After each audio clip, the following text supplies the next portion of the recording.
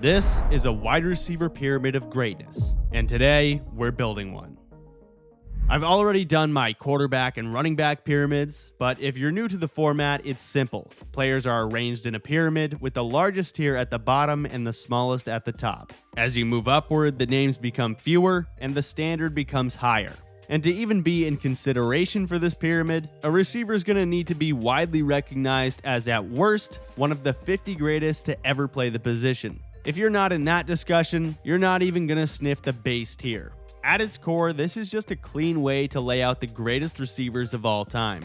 But what makes the pyramid more useful than a traditional ranking is that it forces you to think in tiers. Instead of acting like there's some massive difference between, say, number 9 and number 10, it groups players into levels of greatness. Is Julio Jones greater than Antonio Brown? What about Calvin Johnson versus T.O.? That really comes down to who you ask and what you value. Peak, longevity. Even so, I'll be making those fine distinctions and placing these players in the order that I believe is most accurate, fair, and defensible, which I will admit right now might have been even more challenging than ranking running backs, which were already way more difficult than the quarterbacks. Nonetheless, we're building the receiver pyramid of greatness, tier by tier, and I'll break down each and every name on it, explaining precisely why each player landed where he did. So here's the formula for evaluating this position. First, I believe it makes sense to value peak more than longevity when it comes to wide receivers. Even among the all-time greats, very few are still truly elite once they hit their mid-30s anyway. Some wideouts were completely unguardable for the entirety of their 20s, putting together a stretch so elite they were destined for Canton off that alone, only for their careers to fall off a cliff once they hit the wrong side of 30. Meanwhile, others were good for well over a decade, piling up stats through longevity, yet were never truly seen as the top 5 receiver in the game. Longevity and consistency still matter though, of course. In the end, this comes down to a mix of talent, peak performance, accomplishments, aura, the overall body of work, and honestly, my gut feeling. I'm human, so not even I will follow my own criteria perfectly, nor do I think I should. In some cases, a player is where he is because it just felt right.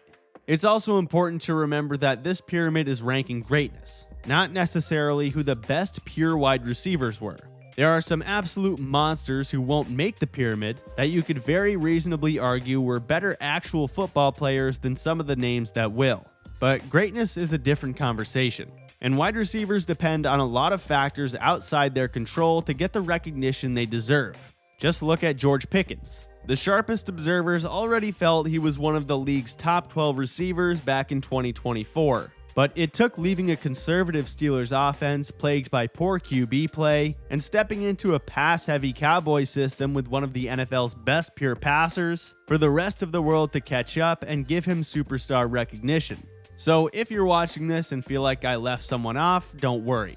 Once the pyramid is complete, we'll go over the players who just missed the cut, including some incredibly talented names who simply didn't build the resume to make the list. With that said, the third rule of this pyramid is simple. For every receiver you believe deserves a spot, you must also be willing to cut someone else. It's easy to say this guy should be on the list. It's much harder to say who he replaces. We have limited spots, so every addition comes with a cost. The fourth factor, and by far the most complicated, is era. Era plays a massive role in a wide receiver's legacy, but it's almost impossible to measure. Modern players are faster, stronger, more explosive, and these freak shows also benefit from advanced training, sports science, and nutrition that simply didn't exist 50 or 60 years ago. Obviously, Julio Jones would mog Don Hutson to death. Don Hutson would be laughed off an NFL field in 2026. Yet he is the greatest statistical receiver in NFL history relative to his era. And finally, the fifth point. I know some people will disagree with this pyramid, but that's part of the appeal. Discussing greatness is meant to create debate. What feels perfectly logical to one person will sound outrageous to someone else, especially when you're ranking wide receivers, a position heavily affected by variables outside of their control, like QB play and offensive scheme. So feel free to build your own pyramid in the comments. Let me know who you'd move up, who I missed, and why. So with that said, laying the foundation in Tier 5, we're starting off with Art Monk, one of the most under-discussed wideouts in NFL history. because while he certainly didn't have the highest peak on this list and wasn't the most jaw-dropping athlete, for over a decade he was among the most reliable receivers in the game. Playing his entire prime with the Redskins, Monk was one of the top options on their powerhouse teams of the 80s and early 90s. He was the definition of a quarterback's best friend. A durable possession receiver who could go over the middle, absorb contact, and consistently find soft spots in zone coverage. 3rd and 8, Art Monk is getting you 9. In many ways, his play style mirrors guys like Anquan Boldin or Keenan Allen. Not freaks, but incredibly sure-handed chain movers who always seem to be in the right place at the right time. In 1984, he set the NFL record with 106 receptions and retired as the all-time leader in receptions. But perhaps most importantly, he was a prominent player on 3 Super Bowl winning Redskins teams. Next is Herman Moore. In contrast to Art Monk, Herman Moore represents high-volume dominance for a half-decade. At 6'4" with a massive catch radius, Moore was a nightmare matchup on the outside. Not only was he big, but he was also technically sound and knew how to use his size, boxing out defenders, winning contested catches, and moving the chains. Playing alongside Barry Sanders on the Lions, from 1994 to 97, he led the entire NFL in receiving yards and made 3 straight first-team All-Pros from 95 to 97. And in 95, Moore recorded a then NFL record 123 receptions. During that 4-year stretch, he averaged over 100 catches, 1,360 yards, and double-digit touchdowns without a great QB. He was quite arguably the best receiver in football not all that long ago. Yet it's shocking how many NFL fans today have never even heard the name Herman Moore. Now, the reason he isn't higher is longevity. His elite production was concentrated into that mid-90s window, but his peak was truly special. Ja'Marr Chase. Ja'Marr Chase is what happens when generational talent meets immediate production. He caught a 50-yard touchdown in his very first NFL game, and as a rookie in 2021, Chase put up 1,455 yards en route to a Super Bowl appearance. He combined strength, acceleration, and ball tracking ability in a way that makes him a constant home run threat. Slants turn into 70-yard touchdowns, and go routes become 50-50 balls that seem more like 80-20 in his favor. Once he gets the ball in his hands, pick your poison, because while he can run away from you, he possesses running back tackle breaking ability as well. Chase has 5 Pro Bowls in 5 seasons and won the receiver triple crown in 2024 with 127 catches, 1,700 yards, and 17 touchdowns, throwing fuel on the fire when it comes to debates about him and Justin Jefferson. If I were to compare Chase and Jefferson to running backs, I think of Ja'Marr like Jahmyr Gibbs and Jefferson like Bijan Robinson. Not that Chase isn't supremely skilled, but he's better at hitting explosive home runs, while Justin Jefferson is the complete technical package. And he made the NFL world reconsider what the start of a young receiver's career could look like in 2020. He's already racked up 8,480 yards, the most in NFL history through a player's first 6 seasons. Randy Moss, Jerry Rice, Calvin Johnson, none of them started faster. Jefferson is one of the cleanest route runners in football, with elite body control, strong hands. Whether it's a deep shot, a contested catch, or a slant, he has an answer for everything. And in 2022, he put it all together, leading the league in receptions and yards while winning Offensive Player of the Year. Chase and Jefferson will always be compared, but we're looking at 2 of the best to ever do it, and neither one should be in Tier 5 for long. This video is sponsored by Courtyard.io. It's kind of sad how exciting shopping was when you were a kid. Opening sports cards or Pokemon packs was pure adrenaline. Now most of your shopping is probably socks or printer paper, but the good news is shopping just got fun. Courtyard is basically turning collectibles into a game. You can open packs online, hit huge chase cards, trade them, vault them, or immediately sell them back if you don't want them. But make no mistake, these are real collectibles. Real graded cards that are stored in Courtyard's insured, temperature-controlled vault, and digitized so you can instantly trade worldwide without dealing with shipping, scams, or fakes. And of course, if you do want the actual card shipped to your house, you can redeem it at any time. Plus, they show real-time odds up front. Packs are priced at expected value, and you can sell every single one back instantly with Courtyard's guaranteed buyback offer. No seller fees, no buyer fees, free vaulting, and free shipping. Courtyard is pioneering the next generation of commerce through gamified shopping. It kind of brings back that childhood feeling of ripping packs with your friends, except now it combines the best of both worlds, instant and global. So check out courtyard.io and start ripping. The next player on Tier 5 is Steve Smith Sr. At just 5'9", he didn't look like a traditional alpha number 1, but he certainly acted like it. Smith built his career on a combination of elite quickness, toughness, and a fiery edge that gave him a reputation as one of the most competitive players in the league. Basically, you didn't want to fuck with Steve Smith. Playing 13 of his 16 seasons with the Panthers, he climbed the all-time receiving leaderboard despite being a victim of average to downright poor QB play for most of his prime. And his peak came in 2005.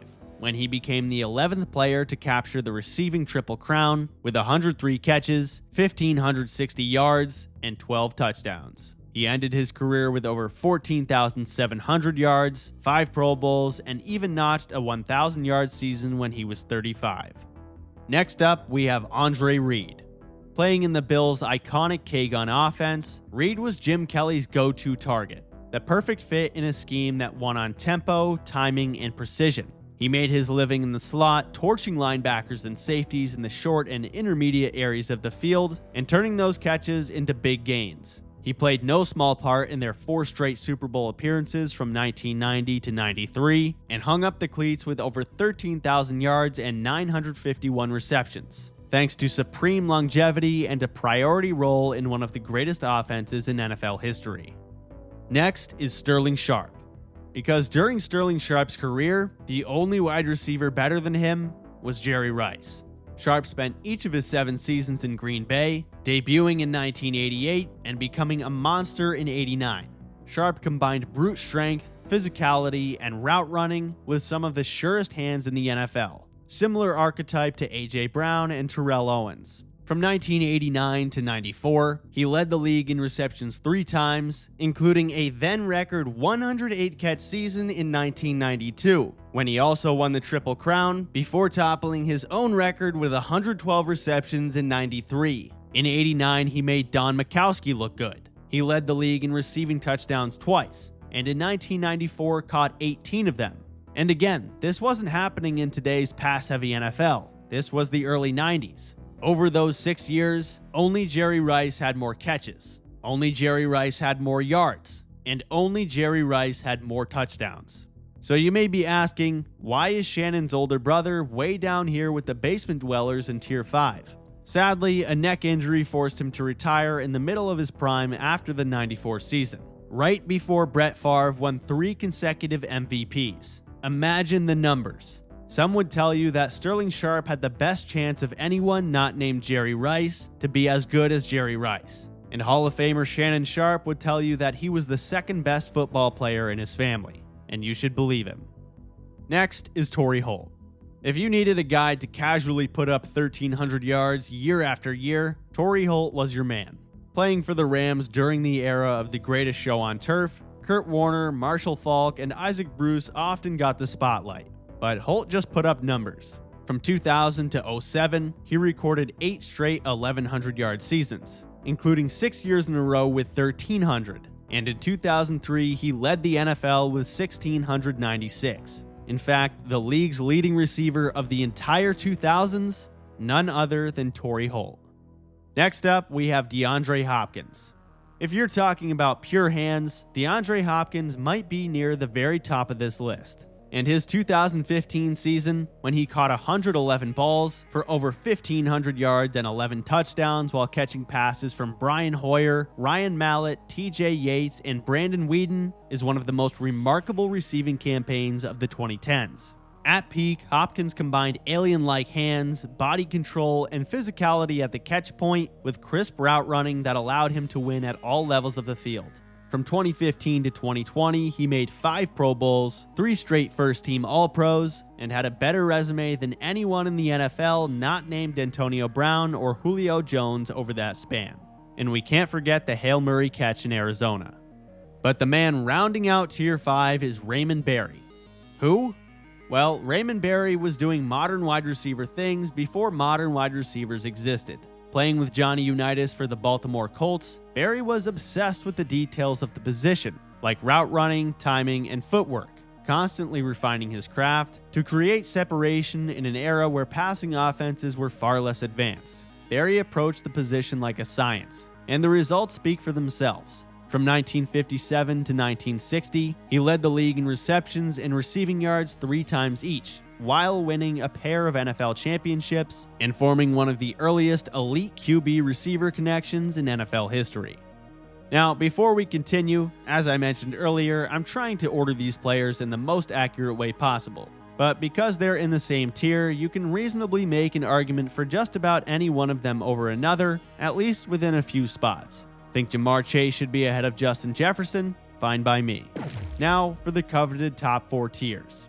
Kicking off tier 4, we have Don Maynard. Playing with Joe Namath on the Jets, Maynard was the vertical weapon that stretched defenses and opened up the entire offense. Honestly, he was one of the first true deep threats. In 1967, he led the league with over 1,400 yards on only 71 catches, averaging over 20 yards a pop. And just a year later, he helped the Jets win Super Bowl III over the Colts, a victory that legitimized the AFL against the NFL. James Lofton. Playing for the Packers and later on the Raiders, Rams, Eagles, and Bills for part of their early 90s run, the 6'3" Lofton succeeded with effortless long striding speed that got him behind defenses without ever looking rushed. He logged over 1,300 yards in 1983 and 84, while averaging over 22 yards a catch in those seasons. Over his 16-year career from 78 to 93, he exceeded 1,000 yards 6 times and remained dangerous well into his late 30s, eventually finishing his career as the NFL's all-time leading receiver with over 14,000 yards. Michael Irvin. Even if you never watched Michael Irvin in his heyday, his resurgence as a sports media mega personality, greasing through his suit on first take, or giving the Gatorade cooler a belt whooping on the sideline at Miami games, you get an idea of what he's all about. Plus, he balled out in the longest yard, so as you can imagine, on the Cowboys during their dynastic run in the 90s, Irvin was the intense, vocal leader of one of the greatest teams in NFL history. Jerry Rice ran better routes. Chris Carter had better hands. Andre Rison was better after the catch. Art Monk was better at reading defenses. But Irvin was a jack of all of these trades. A highly competitive possession receiver who physically overpowered defenders to make clutch catches in traffic. From 91 to 98, Irvin recorded 1,000 yards in every healthy season, including a league-leading 1523 in 1991. And his numbers could have been even better, but Dallas was just so dominant on the ground. But most importantly, he has 3 Super Bowl rings and a track record of consistently elevating his play in the biggest moments. In Super Bowl 27, he caught 2 touchdowns in 18 seconds against the Bills. And 2 years later, he went for an NFC Championship record 192 yards and 2 touchdowns against the 49ers. His nickname was the Playmaker. What else needs to be said? Now, the next 3 players are in a mini tier of their own. And the first is Andre Johnson.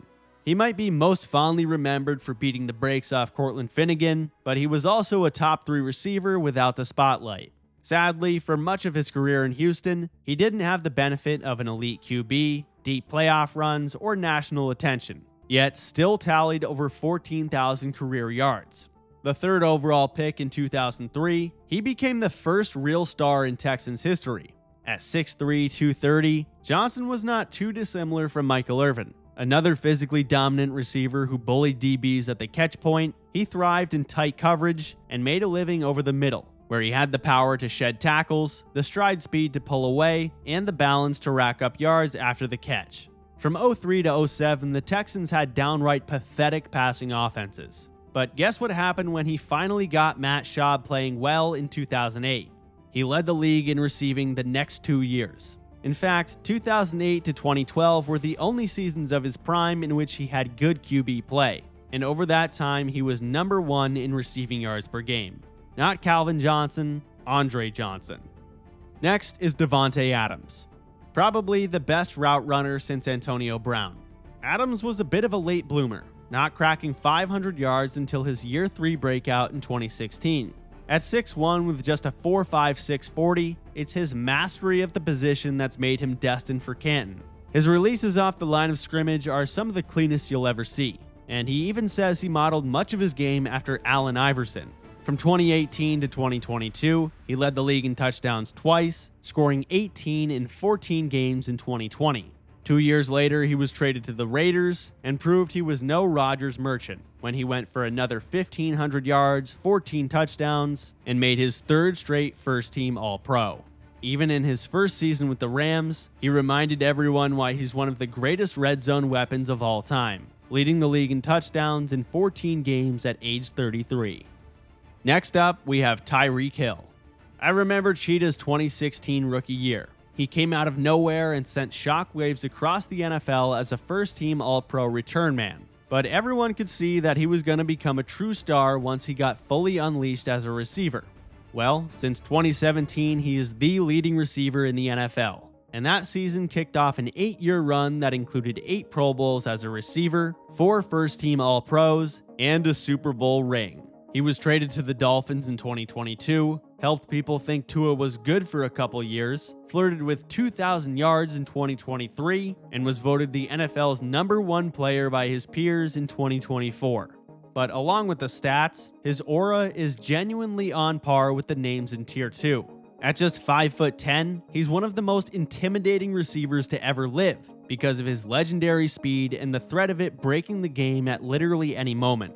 As I said, Johnson, Adams, and Tyreek are a 3-man mini-tier, and the reason they're in the order they are comes down to perception and aura. While just as talented, Johnson was a victim of his environment, which dampens his perceived greatness, while Adams and Hill benefit from more visibility in the playoffs, primetime games, and finding the end zone much more often. Lance Alworth.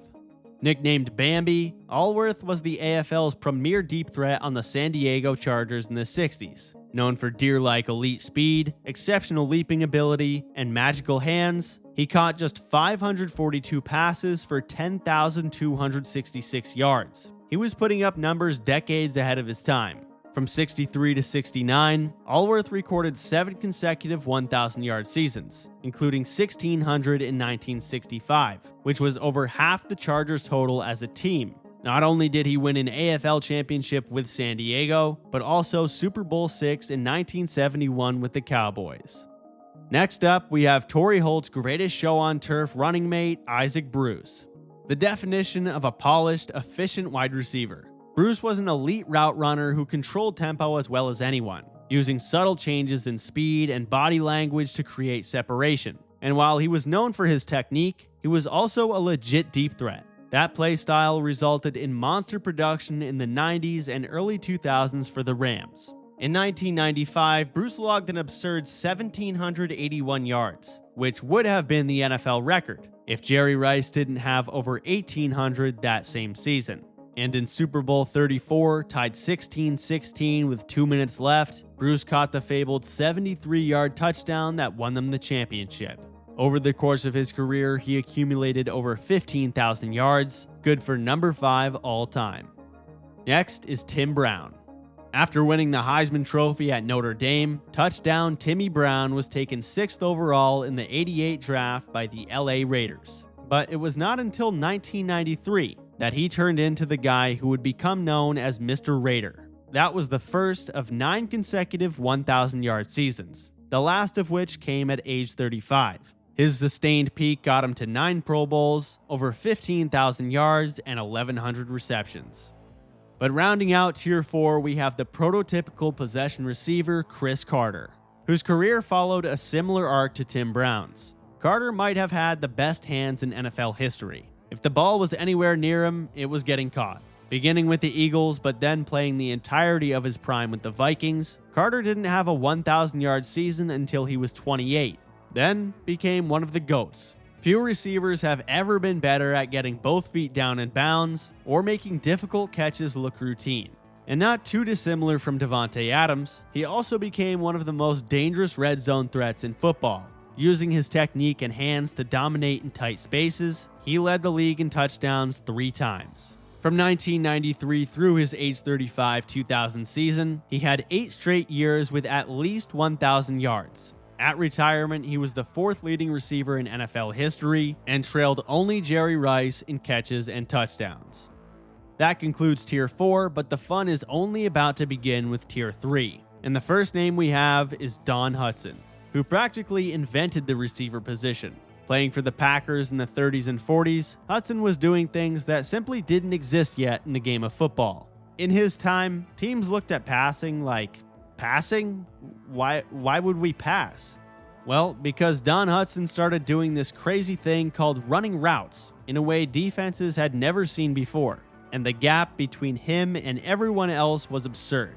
He led the league in receiving yards 7 times, receptions 8 times, touchdowns 9 times, and won 5 Triple Crowns. He was just operating on a completely different level from everyone else. In 1942, he caught 17 touchdowns, which was more than 4 of the other 9 teams in the league.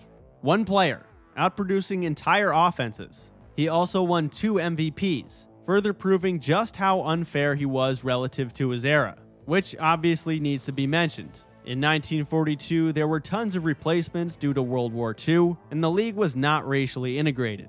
The 1930s version of Don Hutson might not make it through an NFL game without getting stretchered off the field in 2026. But relative to competition, he's the most dominant receiver in NFL history. And when you combine that with how he shaped what the receiver position would eventually become, his place among the greats is undeniable. Marvin Harrison Sr. A first-round pick out of Syracuse in 1996, Harrison formed what was essentially the 2000s version of Jerry Rice and Joe Montana with Peyton Manning. From 1999 to 06, he led the NFL in receiving yards, touchdowns, and had 114 more receptions than anyone else. He made 8 straight Pro Bowls, 3 first-team All-Pros, and won Super Bowl 41. His single-season record 143 catches in 2002 stood for 17 years, and Hall of Fame corner Champ Bailey said Marvin Harrison was his greatest challenger.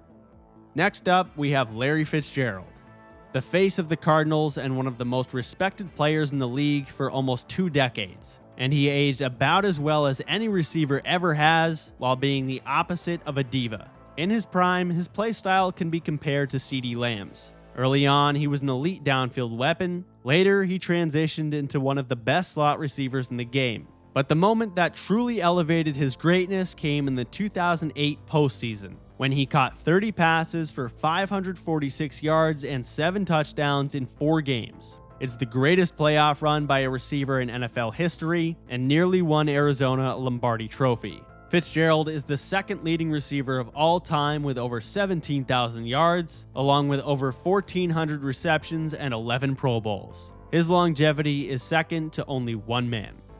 But this next player was once considered the GOAT receiver, and that is Steve Largent. Lunch pail type guy, sneaky athletic, gym rat, first one in, last one out. Whatever superlative you want to use. Largent is the greatest skill player in Seahawks history. From the late 70s through the 80s, he recorded 8 1,000-yard seasons in 14 years. And at retirement, he held the all-time records for receptions, yards, and touchdowns. And honestly, I initially had him at the top of this tier, but his peak just wasn't as overwhelming as the 2 guys we have rounding out Tier 3. Julio Jones, the second most physically dominant receiver of his generation.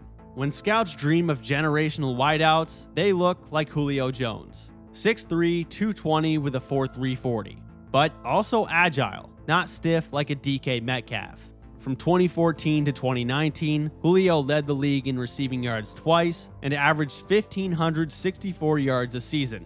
In 2015, he caught 136 passes for 1,871 yards, the third most all time. In 2016, he went for 300 yards against the Panthers. Now, like Andre Johnson, the one knock on Julio's resume has always been touchdowns. For a player who moved the ball as much as he did, and was as big as he was, his scoring totals never quite matched his overall production for whatever reason. Nonetheless, he's arguably top 5 all time. But the yin to his yang is of course Antonio Brown. As the best technical receiver since Jerry Rice, AB was open nearly every play, even if it was just by a sliver. Combined with a QB like Big Ben, who had the accuracy and the guts to force it in there, we got the 2010s version of Peyton Manning and Marvin Harrison. In fact, Antonio Brown was even more productive. He became truly elite in 2013, and from that year through 2018, he averaged 114 catches, over 1,500 yards, and 11 touchdowns. He's the only receiver ever with at least 1,698 yards in 2 different seasons. And contrary to popular belief, he wasn't some bozo. AB could read defenses like a QB, knowing exactly where to be and when to be there. Add in his immaculate route running, insane catch radius for a 5'11 receiver, signature toe-tapping ability, and ridiculous body control, you can understand why he had arguably the greatest 6-year stretch in NFL history for a receiver. If not for the wild turn his career took after his age 30 season, there's no doubt in my mind he would be in Tier 2, and that's why he gets the tie-breaking nod over Julio, who I believe maxed out his career. Speaking of Tier 2, it's time. Megatron. I said Julio was the second most physically dominant receiver of his generation. Here's number 1. I also said Julio looks like the receiver scouts dream of. Well, you wouldn't even dare dream of one that looked like Calvin Johnson. Yet, there he was. All of 6'5", 240 pounds with 4.3 speed, a 43-inch vertical, and a 6'10" wingspan. Megatron was a demigod. In terms of the aura and intimidation factor, I would put him number 1 all time. There was nothing you could do. Double him, triple him, it didn't matter when he can reach 2 feet higher. In 2013, he had 329 yards in 1 game. In 2012, he was the Lions' offense, finishing with 1,964 yards, still the NFL single-season record. Just think about how insane Jackson Smith-Njigba's 2025 campaign just felt. It seemed like he was erupting on a weekly basis, yet still came up nearly 200 yards shy of Calvin Johnson, despite an entire extra game in the schedule. Now, the reason he's beginning this tier and not potentially ending it is because he retired at 30 years old, which makes it difficult to slot him in over the next 2 players who had comparable peaks with greater longevity. But the kind of stress Megatron put on defenses every time he stepped on the field hasn't been matched since at least the 2000s. Next, we have the great exemplar of longevity, Terrell Owens. Think of A.J. Brown, but for 15 years. T.O. was dominance, volume, and personality all rolled into one. At 6'3", 225 pounds, Owens had the size and strength to overpower defenders, but also the speed to take the top off, and is one of the after-the-catch GOATs. Across stops with the 49ers, Eagles, and Cowboys, Owens finished his career with over 15,900 yards and 153 touchdowns. His peak was right there with anyone, making 4 first-team All-Pros in 5 years from 2000 to 2004. And let's put the off-field diva drama aside. T.O. was a dog. In Super Bowl 39, playing on a broken leg, he caught 9 passes for 122 yards, one of the toughest performances in Super Bowl history. And I need to emphasize, this guy was literally never not great.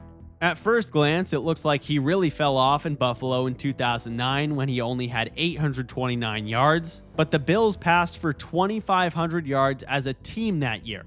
And in his final 2010 age 37 season on the Bengals, he had 983 yards and 9 touchdowns in 14 games. Truly an incredible talent. But the cornerstone of Tier 2 is the most talented receiver in NFL history, Randy Moss. From the day he debuted for the Vikings, he changed the game. He literally changed the game. No one had ever seen a 6'4" receiver with 4.2 speed, unreal ball tracking, and elite route running. He's the greatest deep threat of all time and so much more. Imagine Tyreek Hill was 6'4". In 1998, Moss caught a rookie record 17 touchdowns. And after his 5th game in the NFL, when he went for 190 yards and 2 touchdowns on Monday night against Green Bay, there was already talk that he was the best receiver in the league. But just 2 months later, he left no doubt when he torched the Cowboys on Thanksgiving Day for 163 yards and 3 touchdowns on 3 catches. After a forgettable 2 years in Oakland, he joined the Patriots in 2007 and immediately caught a record 23 touchdowns amidst an undefeated regular season. He created the term mossing, aka making a catch over someone because you're just that much more athletic than they are. And unlike many receivers, he didn't need volume. Sometimes just a few targets were enough. If you really wanted to, you could make an argument that at peak, Moss was the best to ever do it, but not the greatest. As much as I wanted to put him in tier 1, I came to the sad realization that anyone who argues that Jerry Rice is not in a tier of his own is just bored. The GOAT receiver isn't a debate.